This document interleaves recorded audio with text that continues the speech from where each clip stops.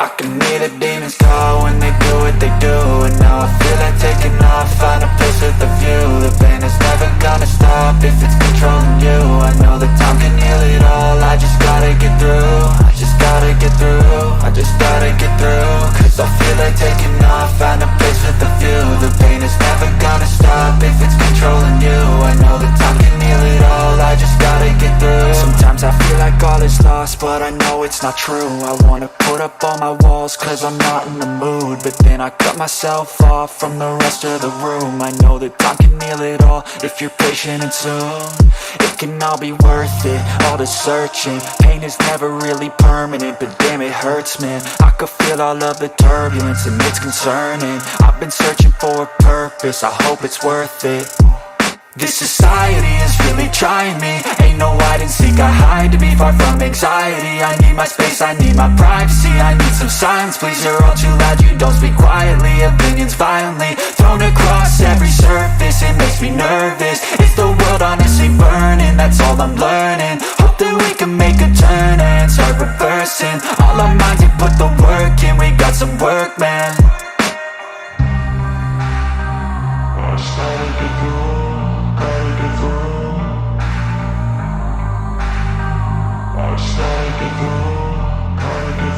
I can hear the demons call when they do what they do. And now I feel like taking off, find a place with a view. The pain is never gonna stop if it's controlling you. I know that time can heal it all, I just gotta get through. I just gotta get through, I just gotta get through. Cause I feel like taking off, find a place with a view. The pain is never gonna stop if it's controlling you. I know that time can heal it all, I just gotta get through. I just gotta get through. Gotta get through this, life is a nuisance, tie up some loose ends. I try to be human, find a solution, my evolution. A place like this, it didn't exist, we made it like this. So you can go pick the bad or the good, got a glass half wish. I know, it's easier to hide than just to lay low. Not everyone in life has got a halo. I'm standing in the red inside a payphone, just wanna break, no.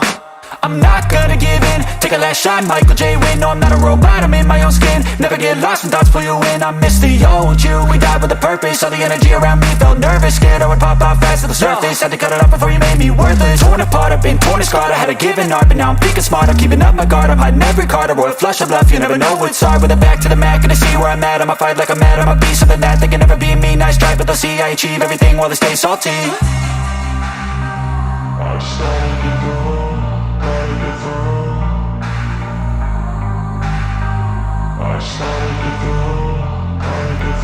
I can hear the demons call when they do what they do. And now I feel like taking off, find a place with a view. The pain is never gonna stop if it's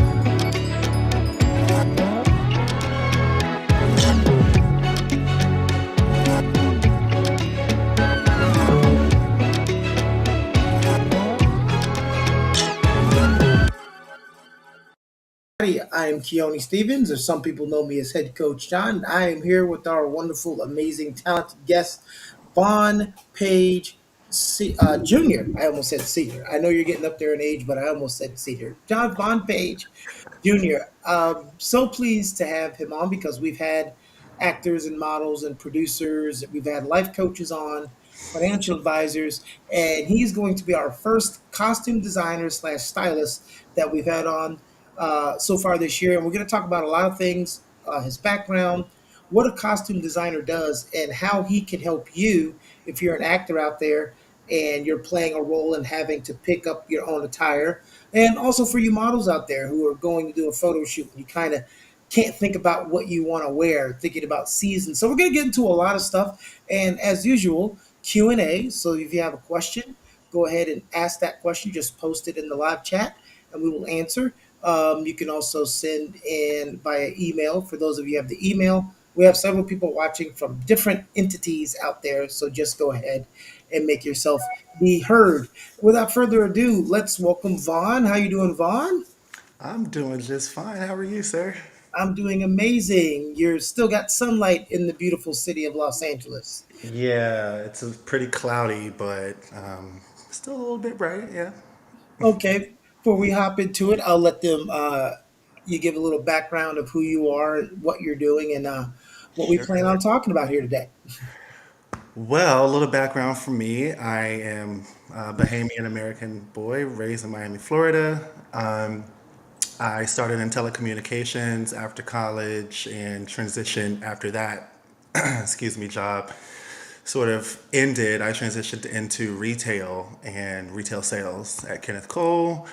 And that's where I realized a creative bug sort of like creeping up on me. And I got into visual merchandising at Kenneth Cole and moved into management, kind of moved up the ranks in the retail world with different designers, Diesel, AG, Nordstrom, where I became a personal stylist. And that really kind of started my freelance journey after I ended my tenure with Nordstrom styling. That kind of catapulted me into doing more editorial styling through an agency I got introduced to. I had built a personal shopping company with my mentor, who's also a costume designer, and eventually pulled me into the TV film realm, leaving freelance behind for the time being. And I have been doing this for about, I'll say, 4 to 5 years now. I've learned a lot through my journey since starting. I was blessed enough to have a huge learning curve, not knowing the film world, but having a skill set that, with manipulation, could really be a solid basis for a different type of skill set needed for the TV and film world. And yeah, so right now I'm just starting to design my own things. Currently working on a documentary right now in prep. Yeah, so my journey is kind of just beginning, really. And you've also, and I know you're humble, you've also been in some major projects. I know two of the last major projects, you worked on the new rebooted Bel Air, which is a remake of The Fresh Prince of Bel Air. So Yeah, you worked on that project, and you also worked in a recent big military movie yeah. that came out Yeah, recently. So, I can share a couple of those things. I am pretty humble. I think of it so all as work, well, and I want to talk about the drastic difference of you go from preparing, wardrobe for Bel Air to the drastic change of doing a movie, a military movie at that. yeah, I mean it's super wide, right? Where the storytelling arc, and I tell people all the time, it really just starts with what's on the page, and that's why we have to take a moment of silence for our Writers Guild of America, because they are striking for equal rights for their content that they create that people binge. Thank you for that moment of silence. It all begins what's on the page, right? So if it's a military story, it will automatically have different type of characters with different types of psyches, right? Versus a sort of modern show, modern elevated, like rich, very richly saturated in fashion and black designers such as Belair. That was my one of my first starts here in Los Angeles, and I'm currently no longer on the show. I was a part of season one, but it's a huge difference in how you portray those characters versus like a military character, and it all really starts with what's on the page. Who is this person? What's their angst? What is their mind? How does their mind work? That's interesting because a lot of people that I work with, starting out actors, they'll do a lot of lower budget movies, whether it's student films, whether it's a featured extra. in a bigger movie or an extra. And a lot of times, uh, when they're getting their casting breakdown, it'll say wardrobe up to talent. And so someone who's not a stylist, or everyone's used to dressing how they dress. Yeah. Like they know how their temperament is, what who they are, and they know how they want to dress. But sometimes you may get someone that has a description of a character, and it might say, you know, macho guy, kind of over masculine, or you'll get one that says this person is an introvert with social anxiety. Yeah. So they'll get a array of descriptions. What can help someone to kind of figure out what type of clothing they should go to based on a description, and things they wouldn't think of, like colors and sizes, and you don't want to be overdressed or That's a wear great something too question. skinny. Yeah. I would first maybe take into consideration all the dialogue that you have for this particular person. That way you can kind of gauge from that small snippet of dialogue how this person might represent themselves. Like you said, everyone is very conscious in creating style for themselves, but as actors, I imagine that I'm nothing close to an actor, but I imagine that submersing yourself into this person that's on a page already kind of takes your mind to a different place, and then therefore you're thinking as a different person, as the character, not yourself. And so, if you really commit to that, I feel like knowing again the dialogue and the action and things like that, the location, the script location is very important. Where the scene takes place is very important. You know, if you're this macho guy but he's at church, how does that look? You know, him at church. So a lot of different nuances with how to determine how to portray that, if that makes sense. It does, because I read this thing called, and I know I don't read a lot, so everybody who heard that don't start chuckling because they know. But it was called it was like called the psychology of colors, and it Yeah. kind of talked about that. And that's what I think about when I think of trying to pick out, if I'm a model or something and I'm doing a photo shoot in a certain part of the year, Yeah. or if you're an actor and you talked about that. It's not what time of year it is right now, it's what Right. type of year it is on the page. So Exactly. you might be shooting in the winter, but it's a summer movie, Yeah. and I mean, so you wear your down coat to the audition. When you take it off, you're in shorts and like a tank top. You're like, yeah. I always like, because I've been in something to where you have to be warm, but they're filming it in the cold part of the year. So you're Yeah. in shorts and Happens a all the t-shirt. time. Yeah, and you got to fake like you're warm, but really you're like, I am so cold right now. People like me are behind the camera standing there with a huge down jacket waiting to hear cut and Yeah. cover them with this down jacket. Yeah. Yeah, I Yeah. know so many movies when you go watch interviews, they talk about that, or being overly hot in the place. I remember the first thing I was in. Every time you heard cut, it was like SWAT came out to the Yeah. actors, and they all had these little handheld fans, right? Yeah. As Yeah. soon. So Yeah. you guys do a great job. So let's talk about that. Let's talk about colors, because some people don't Yeah. understand colors that match a season. Can you kind of talk about that a little bit? For sure. I mean, color in itself is a very broad subject as it relates to TV and film because every department, art department, production design, costume design, they're all thinking in terms of color, right? For us in costumes, like we imagine the character again from the page, and then we get to kind of travel our minds to a different place and ask certain questions internally about how do we think this person is feeling? How do we think this person? What's their actions like? Who are their friends? And so we create an idea of what we feel this character is, and that template is then shared with like the directors, right? And so every department gets to share that. So if I'm thinking of a specific color board for the character, and then let's say art department isn't, or production design is getting ready to set up some type of lighting that is going to spew colors that are very meaningful to the script. As a costume designer, we want to make sure that we complement that versus obstructing it, right? So if the best way I think that we define characters are by color groups. You know, is this person warm? Are they a little bit colder? You know what I mean? Is there a bridge between the reds and the purples that might sit well with this personality. And I think for me and my mentor, what I've learned is you really have to consider the time and the place. Like I said before, you have to visualize the setting. Where are we in the world? Where are we in the States? Are we on the beach? Are we in the inland? Are we in the city? Are we in New York City? Are we in Pittsburgh? Those are two completely different city types of people, right? I love the idea of collecting colors, right? Mhm. And keeping them in a file. So when I'm reading and conceptualizing, I sort of like place different colors onto the mood board that I feel like flows with the images that I've collected. And then that's, confirmed or denied by your higher ups to help develop the actual character. And it's never a clash of opinions, always a collaboration of opinions, right?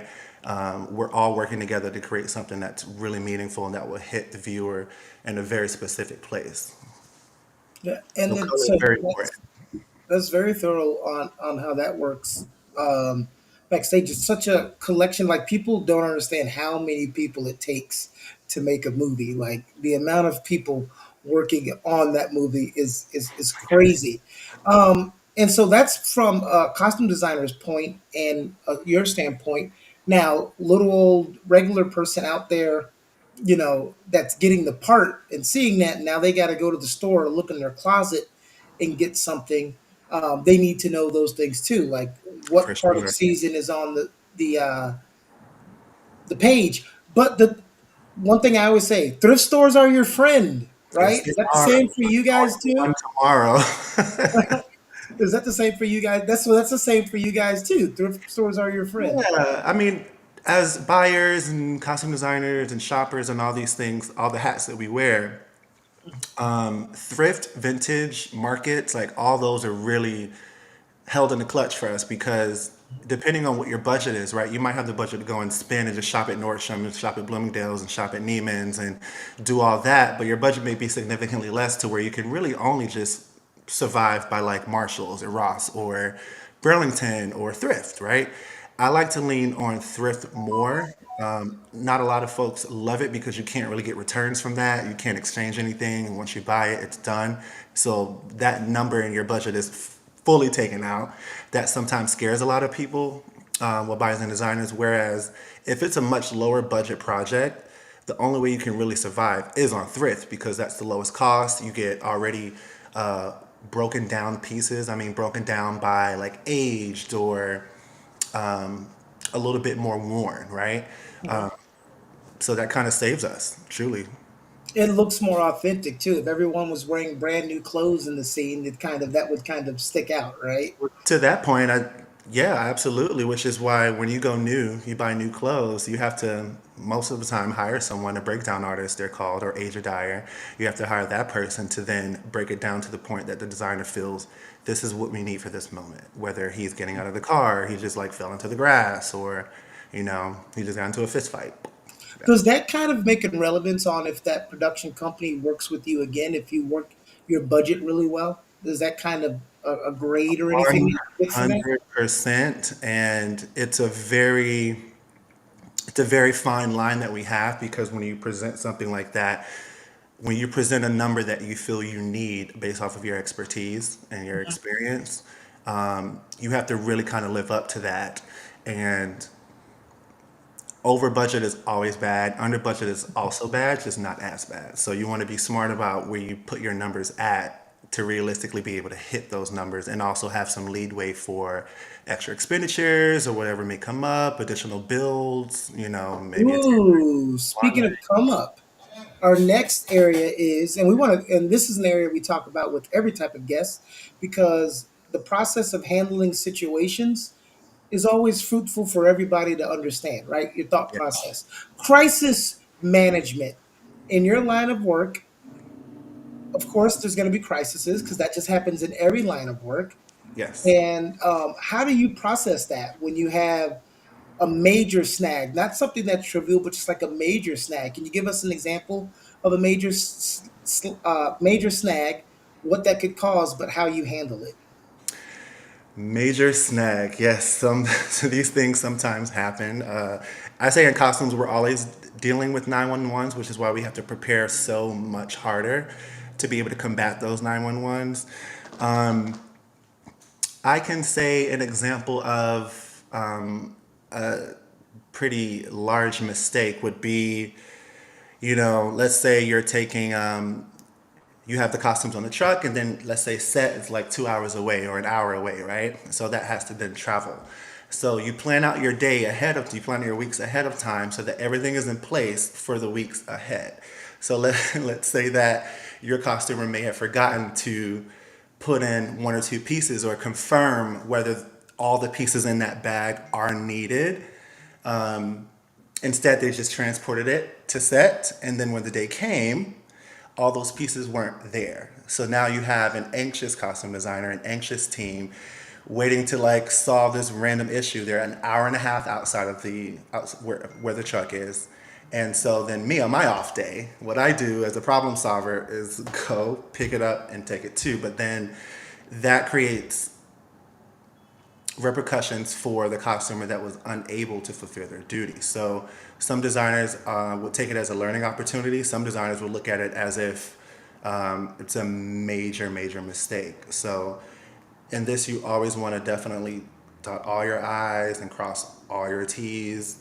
Double check yourself 3 and 4 times. Ask questions because questions result with answers, right? Most of the time. But just be vocal about, what you need and what you need to understand. It's safe to say you work in a part of the industry that's definitely into attention to detail. Yes. That's an understatement, yes. Because we have a thing in film called continuity. So tell us how continuity is awesome, but it can also drive you crazy. Because I've seen some people on set get driven crazy by the continuity. Yeah, I mean, continuity is so important that it has its own person that covers it and watches it, breaks it down, and provides you with the information that you need to do your job a little bit better, right? So that's how important continuity is. But for every department, it's a little bit different in how they approach it. Um, I'm a costume designer, so I'll speak about that. But I've seen some mishaps with hair and makeup. Maybe her bang is here one moment and she turns around and says hi to somebody, and the bang is like over here. So it's matching up what happens up until the point where you're shooting, whether where you started in the far end of the script or you're finishing now at the beginning of the script. So continuity for us, it matters so much that we have what we call a Bible. It's literally a 5 or 6 inch binder that contains a full continuity breakdown. And what we have to do is update that every single day with photos, with very, Yes. So that's what I was going to mention if you didn't bring it up, because the thing that I was alluding to was I saw that on set. We had to reshoot something from like 3 scenes ago, and one of the actors had a different, he had a handkerchief in his suit jacket. But when we went to do reshooting, the handkerchief was gone. and that So, was 3 scenes prior. So it's like, right. And so, like, we've already got action, we've already started, and it's cut. Wait a minute, and this little lady's over there with her little book. She's like, no, no, no, he needs the brown handkerchief. Get me that the brown handkerchief. that's what we call the script supervisor. And she or he or they are in charge of continuity God, for like everybody, because she's in for continuity for for everything. wardrobe. That's a lot. It's a very, very demanding job, and you have to be extremely detail oriented at the very top tier of detail orientation. Like it's insane seeing them with their notes and their scribblies. They're literally reading word for word, and then they're also checking photos of Yeah. takes to make sure that things match. So anytime I'm like, continuity, Right. We kept think having about the script supervisors. we kept having to take pictures, so it was like I didn't know. Of course, in the Yeah, beginning, pictures are key, especially yeah. in costumes. Pictures are key because as actors, you're constantly moving and wearing clothes. Nothing stays the same unless it's literally like taped or like glued down. And so that's not natural, right? And especially, it wasn't like I'm not making it like we're ancient, but when we were younger, there was no like when we were kids, there was no YouTube with somebody breaking down the inadequacies in the movie or the continuity errors in the movie. And you see all of these channels on YouTube where somebody will take that movie and say they were wearing this. 5 seconds later, they're wearing this. Didn't that person have a cup in their hand? Where did the cup magically go? Right. And so you have all these I love people. movie watching just for that purpose. Yes, everybody out there in entertainment, if they're not experiencing this, yes, it'll start happening naturally. If you're into acting, you will start watching movies differently than when you watched it before you started acting. You'll be looking at those things. Vaughn, as a costume designer and stylist, looks at clothes way more than he used to watching a movie. And if you're a model, you're thinking about that as well. This person colors and what they're doing at the shoot. So it's so crazy how you view something when you're in the industry compared to how you viewed it before. Yeah, Right? 100%. Yeah. Your mind. And I will say, at least for me, when I first started, I thought it would ruin my love for TV and film. Mhm. It has not. Yeah. It is not, because you see so much of the behind the scenes and you feel like the fantasy might be gone. Excuse me. But for me, I feel like I understand the fantasy. I get deeper into the fantasy because I know of all the cogs in the machine, you know? You got a comment from Melissa Teague, and it says, oh, it went away. Give me a second. Can I have some advice on getting out of my comfort zone? Because you talked about people expanding their colors and wardrobe. I think, just from my perspective, being a fashion stylist and a costume designer, for you personally, it always starts with like what's complimenting you, like what complements your skin tone, what complements your figure, you know. Also, wearing your personality through clothes. You know what I mean? I think a lot of the times we get really consumed with like what other people might think about what it is that we're wearing or how it looks. And I think I don't think I know now that that really doesn't matter, because people are always going to see you, you know what I mean? But if you put your best foot forward, then they'll actually see you for who you are versus like a facade. So I think starting with what complements your color of your skin tone, Mhm. starting with colors that don't wash you out, things that complement your figure, trying other styles that you might have thought, oh, that's kind of cute, but a little bit outside of your box. Try it, see how it works, and find a way to intertwine that with like what you currently have in your wardrobe. You know, I never really like buy outfits unless I'm shopping for work or like shopping for somebody. But for me, I always buy pieces. I buy pieces, and that sort of works within the color realm that I've already begun and like sort of like solidified for myself. So I know it works well for me, like greens and oranges and like warmer tones, earth tones, you know, that kind of thing. Before, I would have never touched that like 10 years ago. You know what I mean? So just trying something new. Trying something new, getting out of your comfort zone, and see what responses you get as well. Sometimes when we get good responses about things that we wear outside of our comfort zone, we tend to start wearing them more. Don't be afraid of For sure. colors.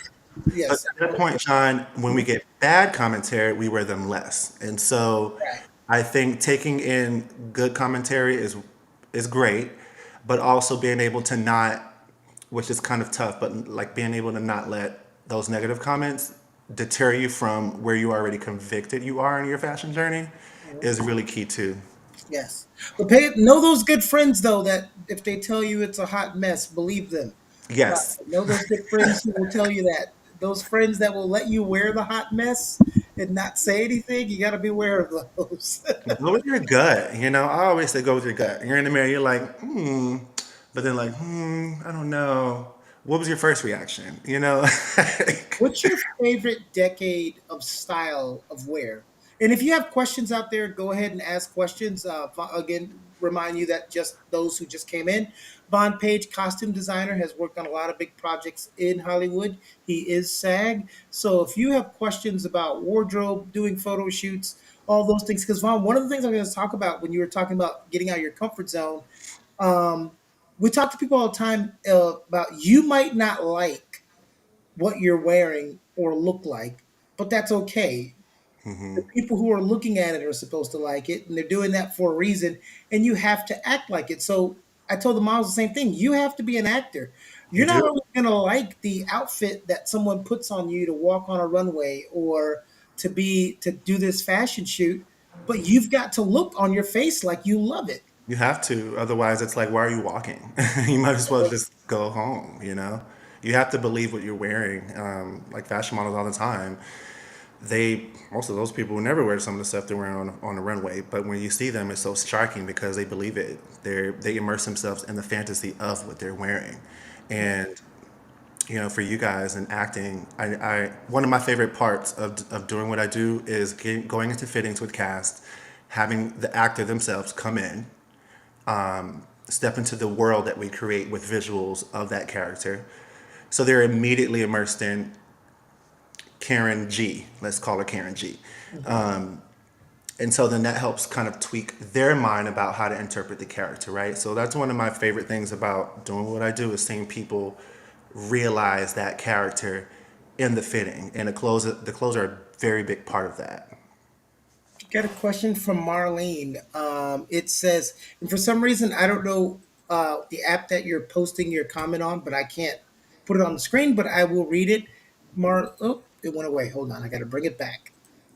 Bring it Question back. from question from Marlene says, "Oh, what is your favorite decade style? Like, what is your favorite style of clothing from a decade? If you had to pick a decade that's most Ooh, fashionable to you, what would that be?" that is tough because I've seen a lot of period stuff. Um, You know what's funny? So, of course, I was a teen in the '90s, but I actually hated the way we dressed as teens in the '90s.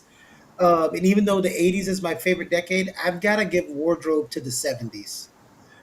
For me, yeah, I've got to.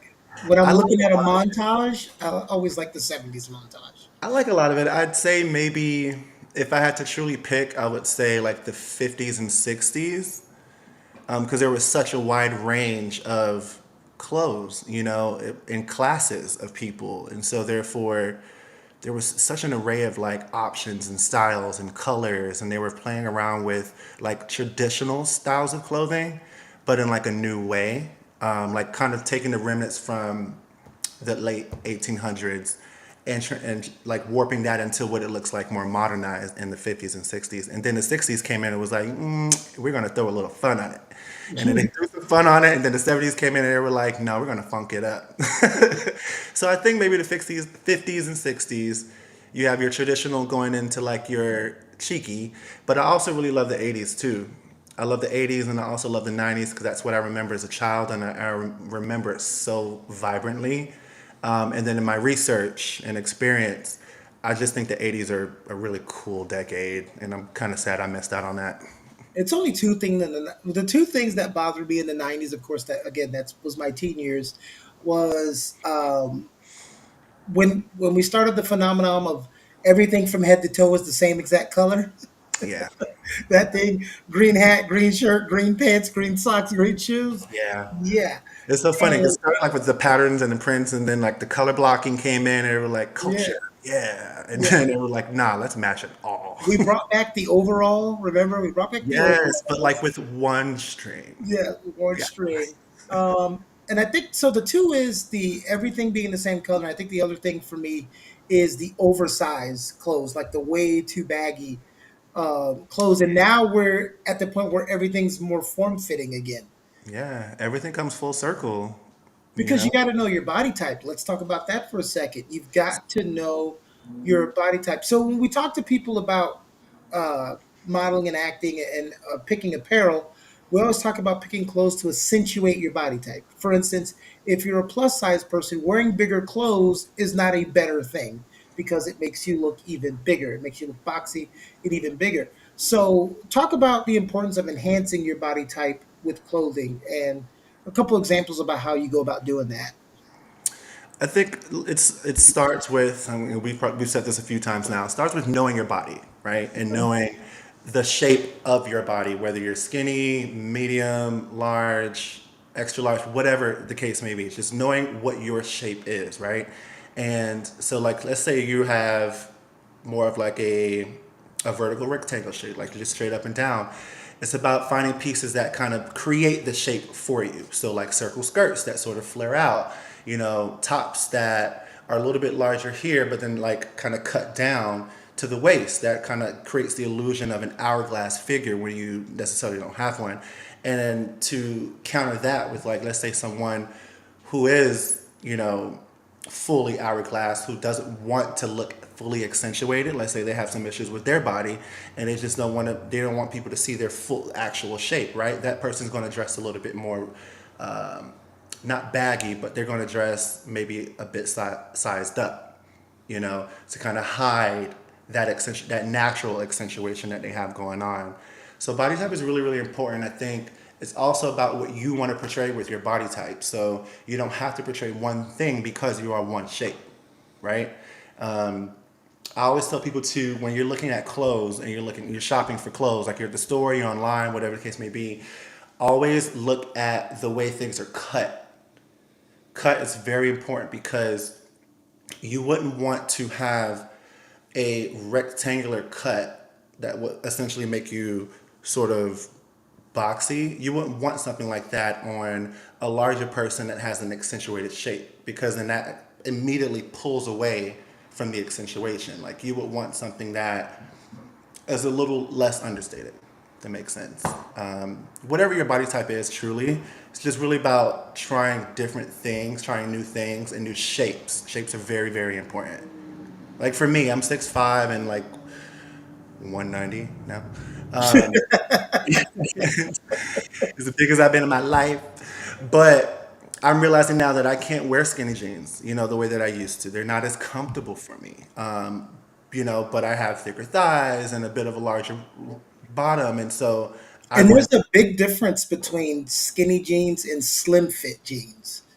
very, very big difference. And for me now, I've left the skinny and the slim behind. I'm more of a regular now because that gives me, it doesn't accentuate my legs the way that skinny jeans do, and it's also more comfortable. It's a little bit more, I hate to say retro modern, but like the way I see stonewashed jeans right now worn everywhere by teens, older people, whoever, whatever your age range is, it's come back from that like 90s kind of skater thing into like being something that's just like chicly casual.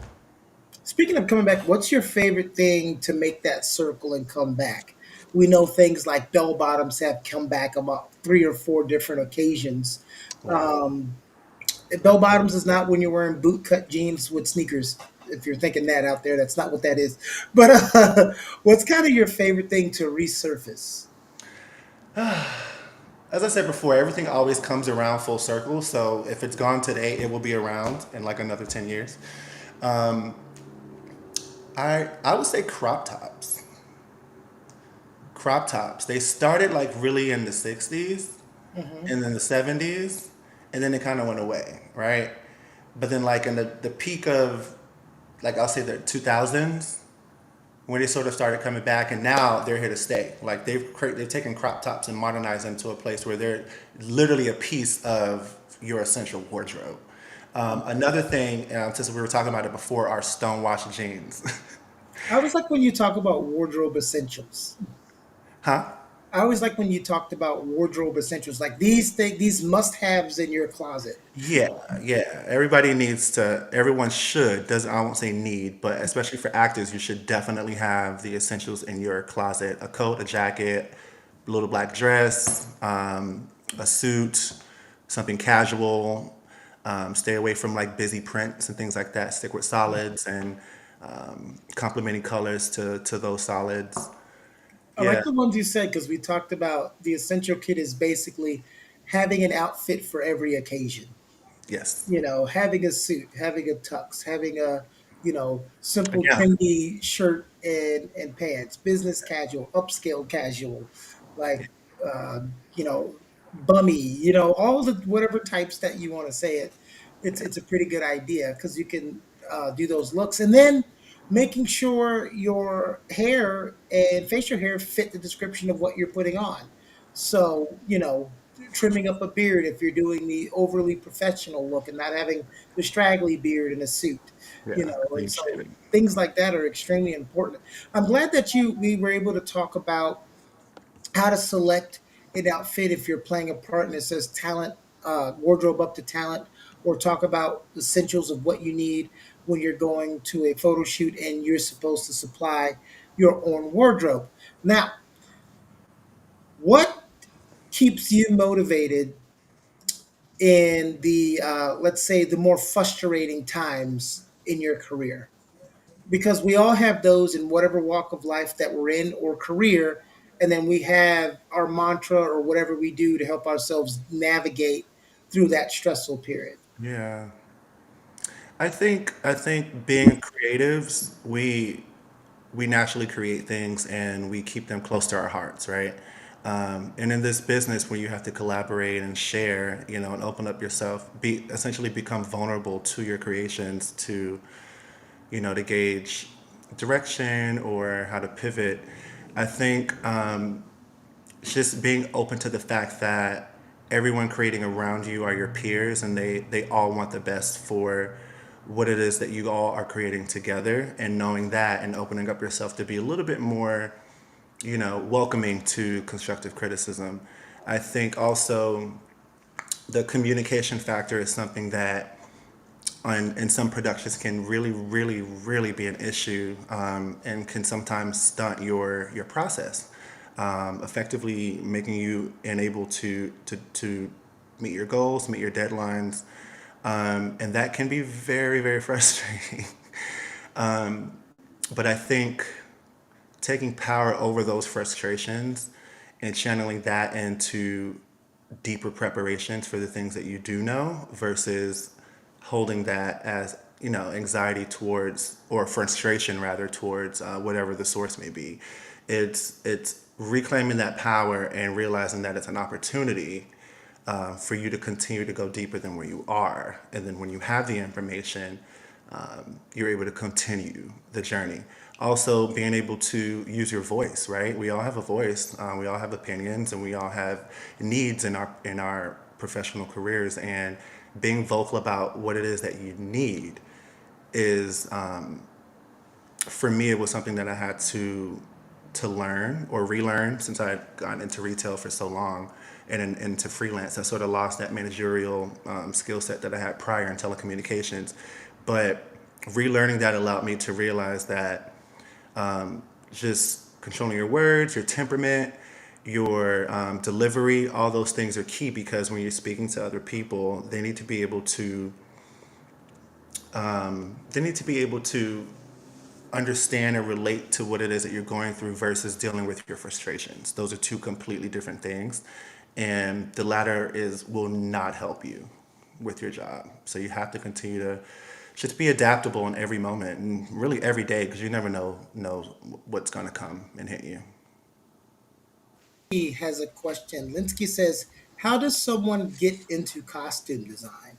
You might have sparked someone's interest. It's a great question. I mean, a lot of people start with it in school, which is something I've been thinking about going back to school for recently, just to like really solidify my educational the history of fashion education. I got into it through the world of styling and freelance. A lot of folks do that as well. Sometimes, like, you might deal with a certain client of yours that might have an opportunity to do a show or do a movie or whatever the case may be. That's an immediate in for you. Or if they have like an appearance that's coming up for television, that's your time to really step it up and think about what it is. Talk to your client and say, what do we want to portray here? What look are we going for? Or even come with some suggestions of looks and styles that the actor or client might receive well. So there are a lot of different ways. I think when it comes to the TV and film world, that's like more unionized. That can be a little bit difficult to get into the unions. I think a lot of folks start more with indie projects, which are non-union. That's a great start. That was my first film because I wasn't in the union at the time. And also networking. Facebook is a really good tool. I'm in like 3 different groups on Facebook for costume design and costume networking. There's one here in LA for costumers. There's one for Florida. So definitely utilize the resources of Facebook and social media. I also think challenging yourself to create looks, not just for yourself, but for maybe a friend or Let's say your brother is going somewhere, your sister's going somewhere, she's getting married, whatever the case may be. Take that opportunity to be like, hey, let me put something together for you. Go to a store, shop some ideas, take some pictures of things, look online, look at images. Yeah, I think those are a couple of really good ways. Start building a portfolio. Post your work online, on social media. Start following people that you relate to professionally that may already be in the industry. Like for me, when I started styling and watching TV and hearing the experiences of my mentor and what he was going through, I really started to get intrigued with the process of costume design, and I started watching television a lot more and following celebrity stylists that I loved, right, or designers that I loved, or fashion blogs. Just being in the know of what's current with style, with jewelry trends, with cultural trends. Social media is a really good tool for that. Yeah, it's a good place to start. Got one more question, unless a couple more questions pop up. It's from Amanda that says, I'm a senior citizen, so I'm in my 60s, but I know we try to act in an acting range. I look younger than 60, but I dress like a 60-year-old. What are some tips on how I can dress to look younger because I want to play younger roles? I think a good place to start is Google, right? So anytime I'm starting my mood boards, I go to Pinterest, I go to Google, I look at old editorials from the library. But for something for you, ma'am, whenever I'm Googling older housewife or cool older mother or whatever the case may be, there'll be a bunch of images of style references that are either quintessentially an elderly woman or a more fun, like youthful elderly woman, and then there's a medium, right?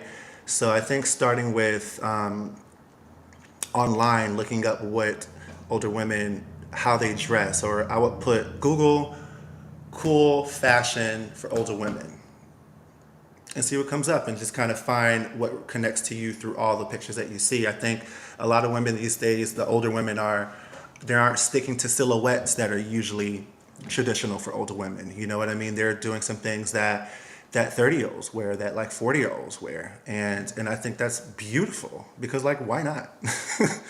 Who says you have to dress in a church suit, versus wearing like a nice top, blazer, skirt, and a heel. You know, who says you can't do that? No one says you can't, especially not you. That's right. So that's a good way to. And then I guess you would take the same kind of advice if you're trying to dress older and get an older part. It'd be the same kind of process for that. Well, everybody, thank you for attending today. If make sure you're watching. If you, I'm sorry, if you're watching this after the live, make sure you leave comments. We'll answer questions as they come, and hope to see Vaughn again. Costume designer, stylist, very, very amazing person. Gave some good tidbits on colors, dressing for your body type, accentuating your body type, and period pieces. We went all over the place, but that's good because it was a lot of information. Appreciate you for being here. Enjoy the rest of your weekend, and everybody watching, join us on the next industry talk. We're going to have comedian Jared Guillory and master improvisationalist. All right, everybody, enjoy the rest of your weekend. Bye.